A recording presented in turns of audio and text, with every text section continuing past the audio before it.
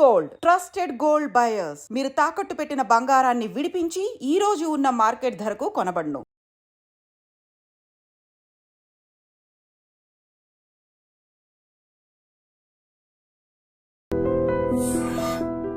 నమస్కారం, welcome to I dream. నేను మీ విజిత. సనాతన ధర్మం మరుగున పడిపోతున్న ప్రస్తుత రోజుల్లో ఎంతోమంది గురువులు ధ్యానంలో ఉండి ఆ తర్వాత బయటకు వచ్చి మన సనాతన ధర్మం యొక్క విలువలను, మన ఆధ్యాత్మిక తత్వంలో ఉండే విలువలను, వీటన్నిటినీ మానవులకు సమాజంలో మంచి, చెడు, న్యాయం, అన్యాయం వీటన్నిటినీ పక్కన పెట్టి అందరూ సనాతన ధర్మం మార్గంలోనే నడవాలని చెప్పి చాలామంది గురువులు చెప్తూ ఉంటారు. అయితే అదే విధంగా చూసుకుంటే ప్రస్తుతం మనతో పాటు ఉన్నారు శ్రీ శ్రీ శ్రీ ఆదిత్య పరాశ్రీ గురువు గారు. 12 సంవత్సరాల పాటు ధ్యాన మార్గంలో పండరిపురం అనే గ్రామంలో ధ్యాన మార్గంలో ఉన్నారు. 12 సంవత్సరాల కాలం మామూలు విషయం ఏమీ కాదు ధ్యానంలో ఉండటం. ఆ తర్వాత గురువు గారు ధ్యాన మార్గం నుంచి బయటకి వచ్చి సనాతన ధర్మం ఏ రకంగా ఉంది, ఎంతవరకు మన సమాజం సనాతన ధర్మ మార్గంలో నడుస్తుంది అని తెలుసుకొని ప్రజలకు ఎంతో కొంత మంచి మేలు జరగాలి అంటే సనాతన ధర్మ మార్గాన్ని కరెక్ట్ బాటలో నడిపించాలని వారు కృషి చేశారు. ఇప్పుడు గురుగారితో మాట్లాడి మరిన్ని విషయాలు తెలుసుకుందాం. నమస్కారం గురుగారు. శ్రీమాత్రే నమః.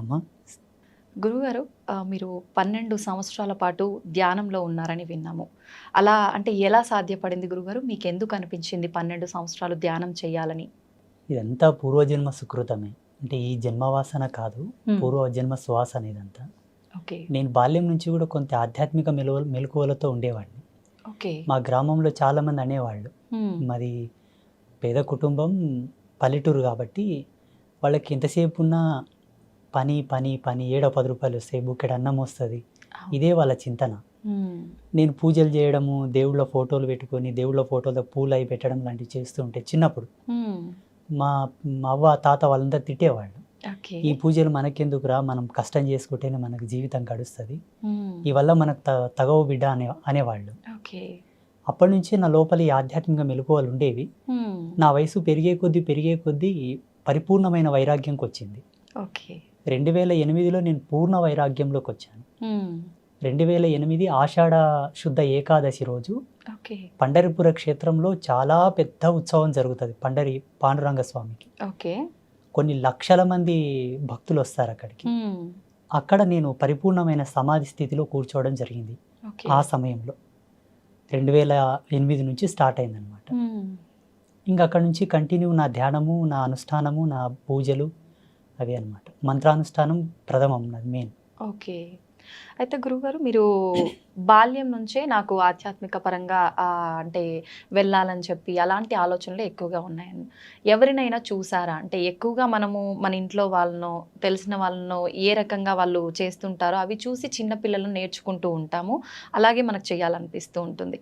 ఆధ్యాత్మిక పరంగా మీకు అలాంటి సువాసనలు కలిగి ఉండటానికి, ఇంట్రెస్ట్ కలగటానికి ఎవరినైనా చూసి మీరు అలా అయిపోయారంటారా, లేదంటే బై బర్తే అంటారా?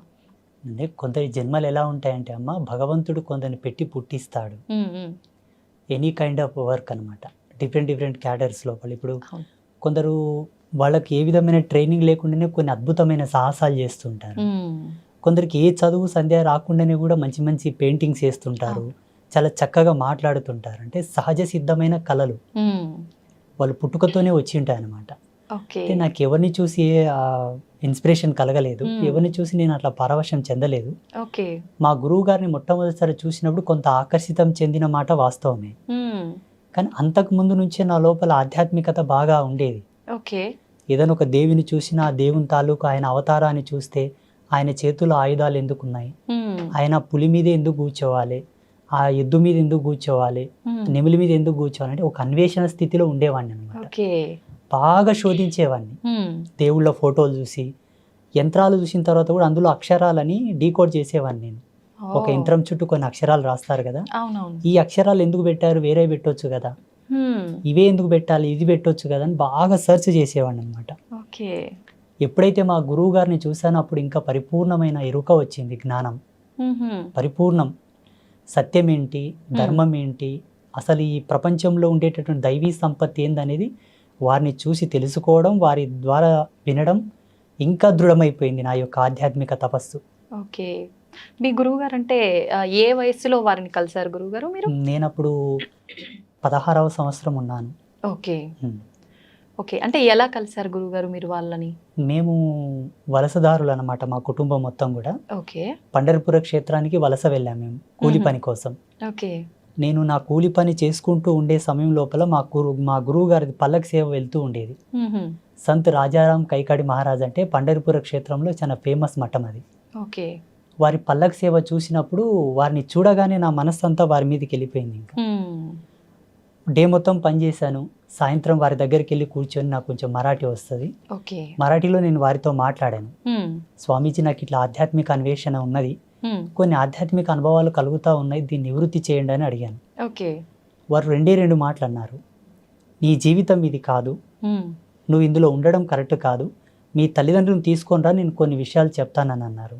ఓకే. మా అమ్మతో మా నాన్నతో చెప్పాను. వాళ్ళు వచ్చి కలిశారు. మ్మ్. ఈ అబ్బాయితో గనక మీరు పని చేయిస్తే ఒక గోవుతో సేవ చేసుకున్నట్లనే నీ హా. కొడుకు కాదు ఈయనను వదిలేసే అని చెప్పారు. ఓకే. వారు ఏమన్నారంటే, నువ్వు లోక కళ్యాణం కోసం పుట్టావు నాన్న, మ్మ్. ఈ సంసారంలో నువ్వు ఉండేది కాదు. ఎందుకోసం అంటే నీకు ఒక అన్న ఉన్నాడు, ఒక తమ్ముడు ఉన్నాడు, ఇద్దరు ఉన్నారు సంసారానికి, ఆహా. ఇద్దరు అక్కలు ఉన్నారు, ఇద్దరు చెల్లెళ్ళు ఉన్నారు. ఓకే. నీ కుటుంబానికి ధర్మం ఉంది, నువ్వెందుకు ఇక్కడ, మ్మ్. నీ ధర్మం ఇది కాదన్నారు. నేను అప్పుడే కలిశాను వారిని. మరుసటి రోజే మా అమ్మ నాన్న తీసుకొని వెళ్ళాను. నా బయోడేట్ ఎలా చెప్పగలిగాడు ఆయన? మ్మ్. నాకు అన్న ఉన్న సంగతి, తమ్ముడు ఉన్న సంగతి, అక్క చెల్లెలు ఉన్న సంగతి అసలు ఆయనకు పరిచయమే లేని నేను. ఓకే. అంత దివ్య దృష్టి ఉంది వారికి. ఇంక అప్పటి నుంచి మా అమ్మ నాన్న నన్ను వదిలేశారు. మ్మ్. అప్పటి నుంచి పరిపూర్ణ ఆశ్రమ ధర్మంలోకి వచ్చేసాను. ఇంకా ఓకే. ఇప్పుడు ఎప్పుడైతే వారు నా గురించి చెప్పారో అప్పుడు నాకు అంటే ఆలోచన అనేది మారిపోయింది కంప్లీట్గా. మారిపోయింది. ఓకే. ముందుగానే మీరు ఆధ్యాత్మిక పరంగా కొంచెం ఇంట్రెస్ట్ ఎక్కువగా ఉంది కాబట్టి గురువుగారు ఆ మాటలు చెప్పగానే, కానీ గురువుగారు మామూలుగా మీకుంది ఓకే, కానీ పేరెంట్స్ ఎక్కువగా సపోర్ట్ చెయ్యరు. అదేంటి, నాకు ఎంతమంది పిల్లలున్నా ప్రతి బిడ్డ తల్లిదండ్రులకు ఇంపార్టెంటే, ఫ్యామిలీ ఉండాలి, వాళ్ళకంటూ ఒక పిల్లలు రెస్పాన్సిబిలిటీస్ ఉండాలి అనుకుంటారు. అలా మిమ్మల్ని వదిలేశారని చెప్పారు కదా, అంటే అభ్యంతరం అనేది ఏమీ చెప్పలేదా ఒక్కసారి కూడా? అంటే అమ్మ ఏడిసింది బాగా. మ్మ్. అమ్మ ఏడిసింది, నాన్న కూడా బాధపడ్డాడు. ఓకే. ఇంకా వాళ్ళు అర్థం కూడా చేసుకున్నారు నేను చేసే పనులు అట్లా ఉండేవి. మ్మ్. దేవి భాగవత మహాపురాణాన్ని ప్రతిరోజు గంటన్నర చదివేవాడిని. ఓకే. పూజలు ఎక్కువ చేసేవాడిని. మ్మ్. ఎప్పుడు ధ్యానం అని ఉండేవాడిని. మ్మ్. కొన్ని సందర్భాల్లో పని చేస్తున్నప్పుడు కూడా అలాగే ధ్యానంలోకి జారుకునేవాడిని. ఓకే. వాళ్ళు చూశారు నా చేష్టలన్నీ. ఈ స్వామీజీ చెప్పిన మాటలకు, నేను జీవించే జీవన విధానానికి వాళ్ళకి అర్థమైపోయింది. మ్మ్. వీడు చేసే పనులు అలాగే ఉన్నాయి, ఈయన చెప్తుంది కూడా వాస్తవమే కాబట్టి మ్మ్. ఇది సత్యం, ఇంకా దీంట్లో అనుమానం ఏమీ లేదని వాళ్ళు మనసును దృఢం చేసుకున్నారు. ఇంకా ఓకే. దృఢం చేసుకొని ఇంకా వదిలేశారు నన్ను కంప్లీట్గా. మ్మ్. ఓకే. గురుగారు, మామూలుగా చిన్న ఏజ్ అనగానే ఆడుకోవటం, పిల్లలతో కలిసిమెలిసి తిరగటము, ఇలాంటివి చాలా ఉంటాయి. కొంచెం వయసు పెరిగే కొద్దీ ఎన్నో రకాల కోరికలు, ఇలా ఉండాలి అలా ఉండాలి అని చాలా రకాలుగా ఉంటుంటాయి. మీరు చూస్తే 16వ సంవత్సరంలోనే మొత్తం ఆధ్యాత్మికం సైడ్ వచ్చేసారు. మీకు ఆ రకంగా ఎప్పుడు నేను ఇలాంటి ఒక లైఫ్ని మిస్ అయ్యాను అనే ఆలోచన ఎప్పుడు రాలేదంటారా? ఇక్కడ మనకు జన్మవాసనను 3 విధాలుగా 3 భాగాలుగా చెప్పవచ్చు. మ్మ్. మ్మ్. మనిషి జన్మను మూడు ధర్మాలతో చెప్పింది మన సనాతన ధర్మం. మ్మ్. కర్మజన్మ, కారణ జన్మ, కామజన్మ. ఓకే. కామజన్మ అంటే వాడు పుట్టుకతోనే కామకలాపాలతో అనురక్తి కలిగి ఉంటాడు. మ్మ్. ఎవరిని చూసినా మనకు అదే దృష్టి ఉంటుంది, కామదృష్టి వెళ్తుందన్నమాట. ఓకే. స్త్రీ కానీ పురుషుడు కానీ. కర్మజన్మ ఏంటంటే ఎన్ని పనులు చేసినా ఆయన కలిసి రాదు, ఓకే. ఎంత కష్టపడ్డా కలిసి రాదు, మ్మ్. ఎంత ప్రయత్నం చేద్దామన్నా కర్మ తీరదు, ఇంకా కర్మ చేయాల్సి వస్తుంది ఆయన. ఓకే. ఆయన పుట్టి తన తల్లిదండ్రులతో సేవ చేయించుకునేటటువంటి వాళ్ళు కూడా కర్మజన్మ కిందికే వస్తారు, మ్మ్. కర్మజన్మ కిందికే వస్తారు. ఓకే. కారణ జన్ములు ఏంటంటే వాళ్ళకి బై బర్త్ నుంచే ఆధ్యాత్మిక మెలుగువలతో పుడతారు వాళ్ళు, మ్మ్. పుట్టుకతోనే. ఇప్పుడు బ్రహ్మం గారు ఉన్నారు, అవును. ఆయన బై బర్త్ నుంచే అద్వితీయమైనటువంటి జ్ఞాన సంపన్నులు వాళ్ళు. అవును. అసలు మానవ మాతృలు ఎవరు కూడా అంతటి జ్ఞానంతో ఉన్నట్టు ఇప్పుడు చరిత్రలో లేదు. లేదు. అపారమైనటువంటి జ్ఞాన సంపన్నులు వాళ్ళు. మ్మ్. అట్లా మహితాత్ముల జన్మలు సామాన్యుల జన్మలు సమానం కావు. మ్మ్. నేను పుట్టుకతోనే మా ఊళ్ళో చాలామంది ఇప్పటికీ బిజ్వార గ్రామంలో అడిగినా కూడా ఆ అబ్బాయి కొంత డిఫరెంట్గా ఉండేవాళ్ళు అండి, అందరితో సమానం ఉండేవాడు కాదు, మ్మ్. అందరు ఒక పని చేస్తే తను ఒక్కడే సపరేట్ చేసేవాళ్ళు ఓకే. అని చెప్తారు. మ్మ్.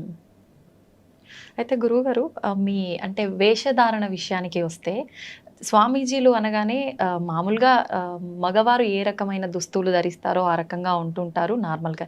మీ వస్త్రధారణ చూస్తే కనుక కొంచెం ఆడవారికి సంబంధం కలిగి ఉన్నట్టుగా ఉంటుంది. ఎందుకని ఈ రకంగా మీరు వస్త్రధారణ ఎంచుకున్నారు? మాది కౌడిధారి పంత్, అంటే ఈ అంటే? గవ్వలు ఉన్నాయి కదమ్మా, అవునవును. దీన్ని కౌడిధారి పంత్ అంటారు. ఓకే. శ్రేష్టమైన మూల స్త్రీ విద్య. ఇది స్త్రీ యొక్క యోని స్వరూపమై ఉంటుంది. ఓకే. స్త్రీ యొక్క యోని స్వరూపం ఈ గవ్వ. హ్మ్, హ్మ్. దీని మెడలో ధరించి, ఇది ఏకవస్త్రం తల్లి, కుట్టని బట్ట. ఓకే. కుట్టని బట్ట, ఒకే వస్త్రాన్ని అలా చుట్టుకుంటాం. హ్మ్. ఇది ఒక్కటి తప్పిస్తే శరీరం మీద ఏది ఉండదు మాకు, ఓకే. ఏకవస్త్రం ఇది. హ్మ్. ఇంకా మా వేషధారణ, మా ఈ ఉంగరాలు వల్ల అంటే శ్రీ విద్య సాధనలో మేము చేసేటటువంటి కొన్ని ప్రక్రియలకు ఆబంధనాలు, హ్మ్. ఒక్కొక్క దానికి ఒక్కొక్క పరమార్థం ఉంది. అవి ఓకే. మేము చేసే సాధన లోపల మాకు ఎంతో సపోర్ట్ చేస్తాయి. హ్మ్. మా శరీర నియంత్రణ, మేము చేసేటటువంటి ఆధ్యాత్మిక మెలకువల్లో మాకు బాగా ఎనర్జీ బూస్ట్ చేస్తుంటాయి అవి. హ్మ్, హ్మ్, ఒక్కొక్క దానికి ఒక్కొక్క మంత్రానుష్ఠాన పరిదిగ్బంధన కూడా ఉన్నది. ఓకే. ఈ ఉంగరాలకు కానీ, కుండలాలకు, హ్మ్. మేము వేసుకునే బేడీలకు, మేము వేసుకునే మాలలు, హ్మ్.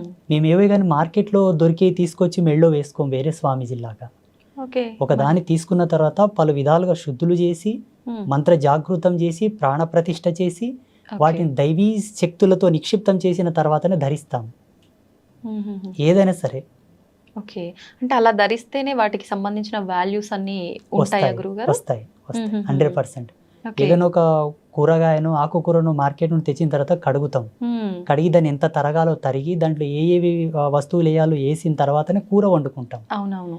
సమాజంలో ఇప్పటికీ ప్రజెంటేషన్లు, ఇప్పుడు వర్తమానంలో కూడా ఆధ్యాత్మికమైనటువంటి మెలకువలు తెలిసిన వాళ్ళు ఎవరు లేరు, హ్మ్. చాలా తక్కువ. తక్కువ మంది. తెలుసుకోవాలనే జిజ్ఞాస ఎవరికి లేదు, హ్మ్. చెప్పాలనే జిజ్ఞాస కూడా ఎవరికి లేదు. లేదు. ఎంతసేపు ఉన్నా తెలుసుకునేవాడు ఒక కోరికతో వస్తే, చెప్పేవాడు వాని కోరికతో వాడు చెప్తుంటారు. కరెక్టే గురువుగారు. ఈ పరస్పరమైనటువంటి భేదాలు ఇవి రెండు. హ్మ్. మా సాంప్రదాయం ఏంటంటే అమ్మ, అమ్మవారి యొక్క మూల పరంపర మాది. ఇప్పుడు లేదు ఈ పరంపర. ఓకే. ఆసేతు హిమాచల పర్యంతం చూసినా ఎక్కడూ లేదు ఇప్పుడు. హ్మ్. ఓకే. శ్రీ విజయ సాధనలో ఉన్నారు కొంతమంది, కానీ మీరు అన్నట్టుగా ఉన్నారు. హ్మ్. మా వేషధారణలాగా మాలాగా లేరు. ఓకే. అలా లేరు అని మీరే చెప్తున్నారు కదా గురుగారు. మరి మీరెందుకు ఈ రకంగానే ఎంచుకున్నారు? నేను 6 నెలలు తపస్సు చేశాను. హ్మ్. ఎస్పెషల్లీ నా యొక్క డ్రెస్ కోడ్ అనుకోండి, లేకపోతే నా వేషధారణ గురించి, ఓకే. ఏ మంత్ర సాధన నేను చేయాలా, హ్మ్. ఏ దేవత ఆరాధన చేయాలా, ఎవరి గురించి నేను తపమాచరించాలని దాని మీదనే 6 నెలలు రీసెర్చ్ చేశాను నేను. ఓకే. తపస్సు